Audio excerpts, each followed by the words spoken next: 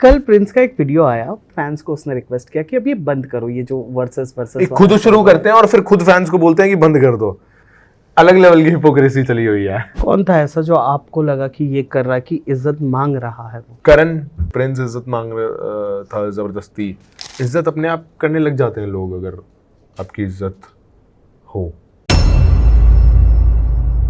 I chose my friends, जहाँ पे मेरे दोस्त ज्यादा थे। मैंने रजत को चूज नहीं किया वहां पे जो बाकी सब लोग बोल रहे हैं। तो अब ये जो लोग लड़ाई वड़ाई करते रहते हैं और मारपीट करते रहते हैं, तो मैं इनको ये बोलूंगा, भाई थोड़ा बहुत सही में दम है तो एक बार जाके आसमान से कूदो और एक बार पैराशूट खोल के देखो, पता लगेगा। मैं निकी की जगह होता और अरबाज जा रहा होता तो मैं उसके साथ चला जाता। फिर भाड़ में गया कॉन्ट्रैक्ट, भाड़ में गया सारी चीजें, और निकी को जाना चाहिए था। Hello, this is Digvijay Singh Rathi and you are watching me on Filmi beat.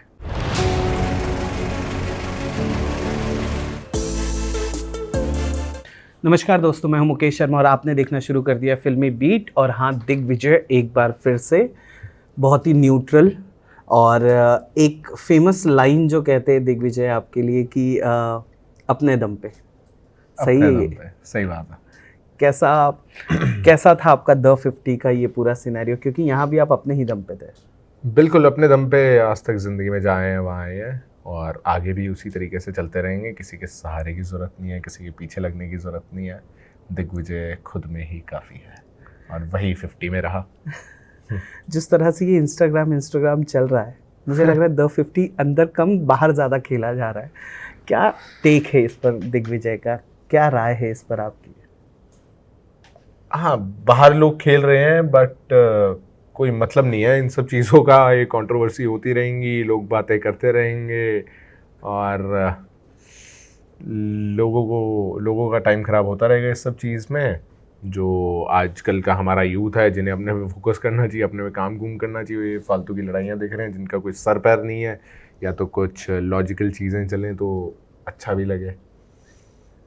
अगर आपको ये जो इंस्टाग्राम लड़ाई है, दोनों में से किसी एक साइड को चूज करना हो तो आप किसकी साइड चूज करोगे? प्रिंस की या रजत? दो साइड है, प्रिंस की और रजत की? कोई भी नहीं चूज करेंगे, अपनी साइड चूज करेंगे, अपनी जिंदगी में आगे बढ़ेंगे। किसी की साइड चूज करके कहाँ जाना है? हाँ। कुछ नहीं मिलेगा, कुछ भी नहीं मिलेगा। कुछ नहीं मिलेगा। क्या मिलेगा? घर वो महल के अंदर, शो के अंदर, मेरा पर्सनल क्वेश्चन है ये कि एक बारी तो हेल्थ इशू की वजह से आप बाहर जाकर आए थे, फिर दूसरी बार भी जब आप गए तब भी आपने रजत का ही अलायंस को चूज़ किया। क्यों? कुछ स्पेसिफिक रीज़न था? आप प्रिंस के अलायंस पर भी तो जा सकते थे, क्योंकि वहाँ आपके दोस्त मुकाबले में ज़्यादा थे, जैसे रूडीज़ के, स्प्लिट्सविला के लोग वहाँ ज़्यादा थे।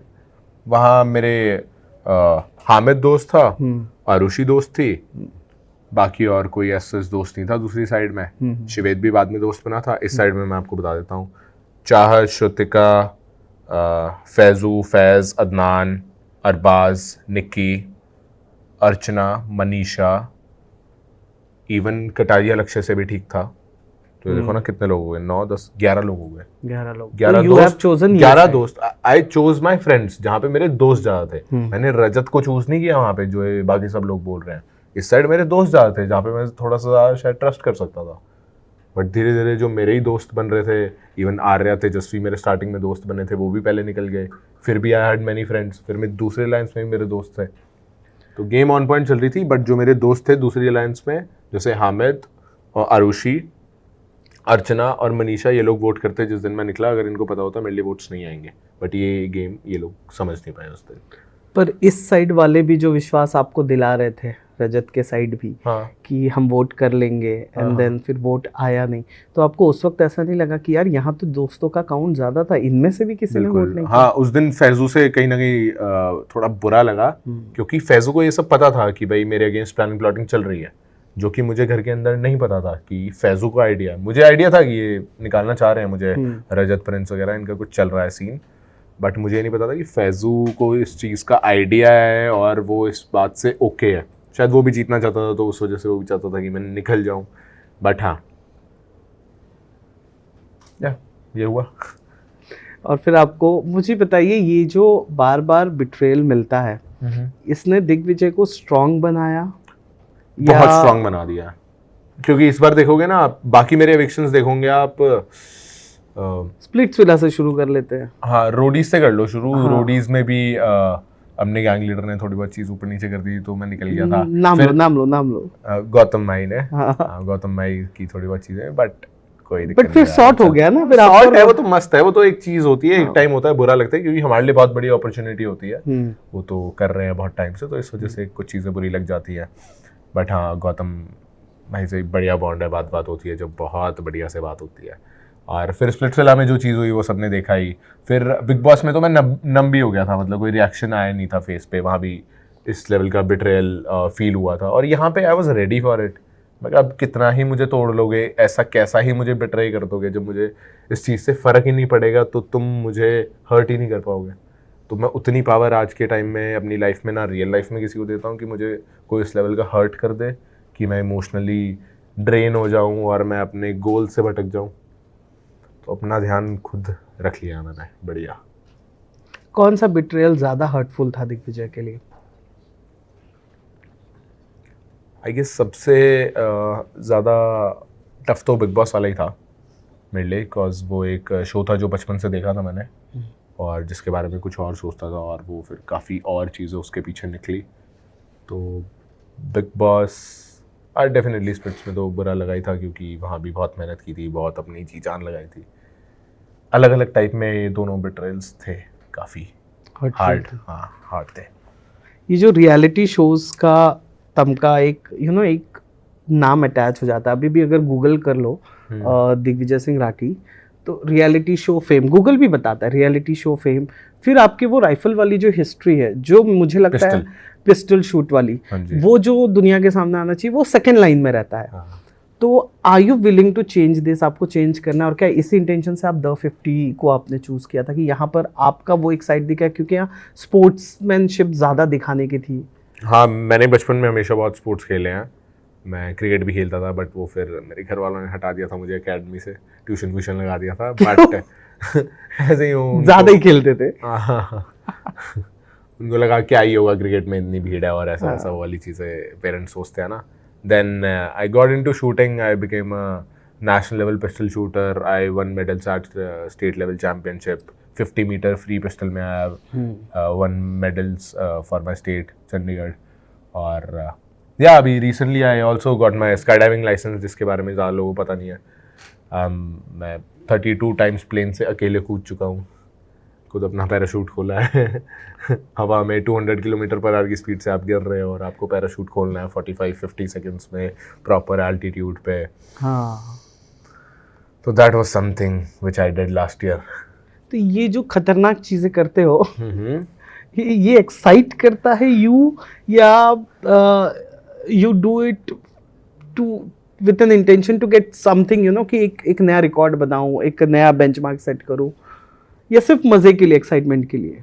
मेरे को नए नए एक्सपीरियंसेस लेने में बहुत मजा आता है लाइफ में। हाँ, वो हमें पता चल गया। जिस तरह से आपने रियलिटी शोज बैक। हाँ, तो मेरे को नए नए एक्सपीरियंस लेने में बहुत मजा आता है लाइफ में। और मेरे को एक ये स्काई डाइविंग वाली चीज़ ना बहुत पहले से मन में थी। जिंदगी ना मिलेगी दोबारा हम सबने देखी है। तो उसमें जैसे दिखाते हैं वो एक दिन गए और वहाँ पे उन्होंने ट्रेनिंग की, अगले दिन वो अकेले कूद गया। ऐसा नहीं होता है, बहुत सारे टेस्ट क्लियर करने पड़ते हैं to get a proper licence and to jump alone. तो वो चीज़ मेरे को सही में एक्सपीरियंस करनी थी। बचपन में लग रहा था कि भाई हाँ जाएंगे, ऐसे कूद जाएंगे। तो जब सबसे पहले मैं स्काई डाइव करने गया तो वो कहते एक बंदे के साथ आप रैप्ड होंगे और फिर कूदेंगे। तो वो मैंने कर लिया। मैं कहा यार मज़ा तो आया, लेकिन इसमें क्या मज़ा है, तो किसी और ने जान बचाई है मेरी पैराशूट खोल के। मैं कहा तो मेरे हाथ में होना चाहिए, तभी वो थ्रिल आएगा, तभी वो मज़ा आएगा। आप कार चलाते हो 200 किलोमीटर पर आवर की स्पीड पे, आपकी उस टाइम हालत एक आध बार को ख़राब हो जाती है कि हल्का सा इधर उधर हुआ तो कुछ भी हो सकता है। बट अब यहाँ पे आप ज़मीन पे गिर रहे हैं 200 किलोमीटर पर आवर की स्पीड पे, 1, 2, 3, 4 सेकंड में चीज़ें इधर से उधर हो सकती हैं अगर आपने सही टाइम पे पैराशूट नहीं खोला। और अगर आपने पैराशूट खोला भी, अगर उसमें कुछ फटा हुआ निकला, कुछ निकला, तो आपको हवा में ही डिसीजन लेना है, वो पैराशूट हटाना है, दूसरा खोलना है। मतलब इतनी प्रोबेबिलिटीज़ हैं, इतनी पॉसिबिलिटीज़ हैं जो वहाँ मैंने सीखी हैं। और आपको 1-2 सेकंड में डिसीजन लेने हैं, जब आपके पास 50 ऑप्शन है डिसीजन के। वो MCQ 4 ऑप्शन नहीं है वहाँ पे, वहाँ 50 ऑप्शन है और आपको राइट डिसीजन लेना है। कल को अगर गड़बड़ हुई आपकी जंप में तो आपकी जान गई। तो वो किस लेवल का थ्रिल है। तो अब ये जो लोग लड़ाई वड़ाई करते रहते हैं और मारपीट करते रहते हैं, तो मैं इनको ये बोलूंगा भाई थोड़ा बहुत सही में दम है तो एक बार जाके आसमान से कूदो और एक बार पैराशूट खोल के देखो, पता लगेगा कैसी हालत होती है। कल प्रिंस का एक वीडियो आया, बड़ी खूबसूरती से उसने कहा कि यार बंद करो ये सब, अब तो रजत की शादी, पहले शादी पे उसने विश किया और उसके बाद फैंस को उसने रिक्वेस्ट किया कि अब ये बंद करो, ये जो वर्सेस खुद शुरू करते हैं और फिर खुद फैंस को बोलते हैं कि बंद कर दो। अलग लेवल की हिपोक्रेसी चली हुई है। ये प्रिंस ने शुरू किया था। शुरू क्या किया, शो में जो चीजें हुई, फिर बाहर आके जो भी बोला, लड़ाई वड़ाई चलती रहती है, तो ये खुद फैंस को ट्रिगर करते हैं और खुद फैंस को शांत करते हैं। बस खेल रहे हैं ऑडियंस के साथ और कुछ नहीं कर रहे। Tell me one thing, show के अंदर द 50 के अंदर बहुत सारे कनेक्शंस बने। सबसे पहले तो शिवित और रिद्धि के कनेक्शंस पर बात करते हैं। कैसा था वो कनेक्शन, कैसा लगा आपको वो कनेक्शन? क्योंकि बाहर आने के बाद ना, जब मैंने शाइनी का इंटरव्यू किया तो जिस तरह से रिद्धि का कमेंट आया था, वो लोग ज्यादा रहते थे यहाँ साथ में, तो वो भी रिद्धि शाइनी को पसंद नहीं आया। आप बताएं वो शिवित और जो रिद्धि का कनेक्शन था वो आपको कैसा लगा? Are they really looking for each other या क्या है? मेरे को ऑनेस्टली ज़्यादा आइडिया नहीं, बट जितना मुझे लगा वो अच्छे लग रहे हैं। अगर दोनों लोग खुश हैं, अब ना जाओ, रजत ने शादी कर ली है, अगली शिवित तू कर ले रिद्धि से, जिस मर्जी से, जिससे दिल करे उसका। मेरे को ज़्यादा आइडिया नहीं है ऑनेस्टली, बिकॉज मैं ज़्यादा उनके अराउंड रहा नहीं हूँ। और बात कर ले अगर दूसरे कनेक्शंस की, तो घर में दोस्ती की भी बहुत बात हो रही थी। अच्छा, ये कटारिया और शिवित के बीच में जब हुआ, जिस तरह से शिवित निकल रहा था जब, तो उसने कटारिया को अवॉइड किया कि भाई तू तो आइयो ही नहीं। तो ये जो सिनेरियो था, इसके पीछे जो कुछ भी हो रहा था कि बाहर से ये सब एक दूसरे को जानते थे और फिर अंदर गए हैं और अंदर एक दूसरे पर विश्वास पर खरे नहीं उतर रहे हैं, ये फिर से वो ग्रजेस लेके बाहर आए हैं या अंदर वो ग्रजेस था? कैसे वो होता था, कैसे बातचीत करते थे ये लोग? मेरे को लगता है कटारिया और शिवेत की तो कभी भी ऐसी कोई दोस्ती नहीं रही या कभी बनी नहीं। जितना मैंने ध्यान दिया या जितना मैं शो में था, और ऑनेस्टली मैं ज़्यादा ध्यान देता नहीं था, मैं अपनी दुनिया में मस्त रहता था, क्योंकि मैंने देख लिया था यहाँ कोई किसी का नहीं है, ये सब लोगों को फुटेज चाहिए, सब लोग अपना शो बनाने आए हुए हैं, तो ये दोस्तियाँ कोई मतलब की है नहीं। तो मेरे को कोई ज़्यादा मतलब नहीं लगा और ज़्यादा ध्यान देने का मेरा मन नहीं किया। कोई नया रिश्ता नहीं बनाया आपने यहाँ पर? हाँ, डेफिनेटली मेरी दिव्या से बॉन्ड ज़्यादा अच्छा हो गया है। पहले मैं जानता था, डेफिनेटली कृष्णा से बहुत अच्छा बॉन्ड हो गया है। और कौन लोग मिले, तेजस्वी, सपना, हाँ, इन लोगों से बहुत अच्छा बॉन्ड हो चुका है, मतलब नेचुरली जो अच्छा हुआ है। और एक जो आपका और अरबाज का भाईचारा जो दिखाया भी नहीं गया बहुत ज़्यादा, पर बहुतों ने बात की कि आप उसका सहारा बनते थे तो वो कैसे संभालते थे आप अरबाज को? आपका तो दिल नहीं टूटा है, तो आप कैसे संभालते थे? रिलेशनशिप एडवाइस कैसे दे रहे थे, पहले ये बताओ मुझे। नहीं, अरबाज बेचारा बीच में बहुत ज़्यादा तंग हो गया था, तो निक्की से जो थोड़ी बहुत अनबन हो रही थी, हो जाती हैं। हाँ। दो लोग जब प्यार करते हैं तो एक्सपेक्टेशंस होती हैं और चीज़ें ऊपर नीचे हो जाती हैं, तो बेचारा कभी कभी बहुत परेशान हो जाता था। और हम एक रूम में सोते थे, और मेरा दोस्त था ही अरबाज पहले से, स्प्लिट से, और उसके बाद भी अच्छी बातचीत रही है। शो में भी जब हो पाया उसने मुझे सपोर्ट किया, मैंने उसे सपोर्ट किया, और अरबाज दिल का बहुत प्यारा आदमी है। तो रात को जब वो परेशान होता था तो उसका माइक उतार के मैं उससे बात करता था, कोई बात नहीं यार, हो जाएगा, थोड़े से टाइम की बात है, शो का प्रेशर है, इस वजह से चीज़ें ऊपर नीचे हो रही हैं, और पता तुझे भी है कि निक्की तुझे प्यार करती है और तू भी उसे प्यार करता है, तो रिलैक्स रहे, कोई बात नहीं। उस वक्त आपको आपके दोस्त के लिए बुरा लगा कि उसने निक्की के लिए शो छोड़ा, पर निक्की ने उसके साथ एग्जिट करने से मना कर दिया? 1000% मुझे बहुत बुरा लगा। अगर मैं जा रहा होता अरबाज की जगह, या फिर मैं निक्की की जगह होता और अरबाज जा रहा होता, या मेरे पार्टनर कोई ऐसा शो छोड़ के जा रहा होता, तो मैं उसके साथ चला जाता। फिर भाड़ में गया कॉन्ट्रैक्ट, भाड़ में गया सारी चीज़ें। अगर मेरा पार्टनर इस तरीके से निकाला जा रहा है या उसको बाहर भेजा जा रहा है, तो out of love, out of respect for him और her, I would leave the show with her. Arbaaz और निक्की को जाना चाहिए था। अरबाज कल या परसों हम यही इंटरव्यू कर रहे थे, मैंने उसको पूछा, तो वो शायद प्यार को वो चूज़ कर रहा है, इसलिए वो ऐसे जवाब दे रहा है कि उसने कहा कि शो के लेकर कुछ कमिटमेंट्स थे, ये था वो था। बट आपको उस सिनेरियो पे अपनी चीज़ें तो याद आई होंगी जो स्प्लिट्सविला में हुआ था, क्योंकि वो कोई नहीं भुला सकता वो जो हुआ था उस वक्त। वो धोखा कुछ याद आया था, यार ऐसा ही कुछ तो हो गया था यार। नहीं, अलग था, बहुत डिफरेंट था। यहाँ पे अरबाज, वहाँ पे, अच्छा यहाँ प्यार थी लेकिन यहाँ पे बहुत प्यार था। और अरबाज ने एक दो बार बोला निक्की की तरफ आंखों में आंखें डाल के देख के कि निक्की तू चल रही है, तो नहीं चल रही है। And I was like Nikki देख रही है वहाँ पे और निक्की जा क्यों नहीं रही है इसके साथ? वो पूरा वल्नरेबल हो चुका है, ख़त्म हो चुका है वो इंसान, और कुछ चीज़ें ऊपर नीचे करके उसको निकाला गया है शो से। तो बीइंग अ गुड पार्टनर या सही में हो तो जाना चाहिए था बाहर। मैं जब दिव्या का इंटरव्यू कर रहा था तो मैं और दिव्या ना, एक तो मैं और दिव्या बड़ा एक अच्छा रैपो शेयर करते थे। अच्छा। तो मैंने ऐसे ही बोला उसको, दिव्या इस शो को सबसे ज्यादा किसने एनकैश किया? और उसका और मेरा जवाब एक साथ निकला कि वंशज। मैं कह रहा हूँ वंशज ने जितना इस शो को हाईलाइट किया है, आप यकीन मानिए पहले 3-4 एपिसोड्स के बाद जैसे ही वंशज की चीजें आने लगी तो वो ध्यान एकदम से द 50 की ओर चला गया। तो आपका भी यही मानना है? पर जिस तरह से वंशज बाकियों को एड्रेस कर रहा था, वो what was your take on that?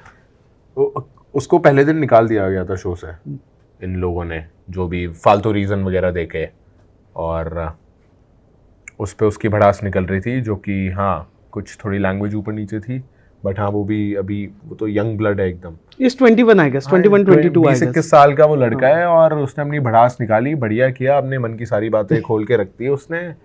मैं तो बढ़िया, और मैं तो कह रहा हूँ कि एक ही प्लस आदमी निकला है शो से, वंशज। ना वो रजत है ना वो प्रिंस है, these guys have lost respect. वंशज छोटा है तो ऑडियंस भी उसको छोटे की नज़र से देखेगी, तो उसकी गलतियां भी माफ़ होगी। और वो काफ़ी जगह पे बहुत ज़्यादा सही भी था। जब वो वापस घर में आया, वो अकेला जब सबके साथ लड़ रहा था, तो वो जब मैंने रील्स पे देखा तो आई वाज लाइक, मैं होता है आना तो मैं वंशज के साथ खड़ा रहता थ्रू आउट, चाहे कुछ भी चीज़ हो जाती। तो मेरे को तो मस्त लगता है वो लौंडा। पर जिस तरह से वो बीच में डिसरिस्पेक्टफुल हो जा रहा था, या इस शो में बहुत लोग डिसरिस्पेक्टफुल हुए थे, कौन नहीं हुआ?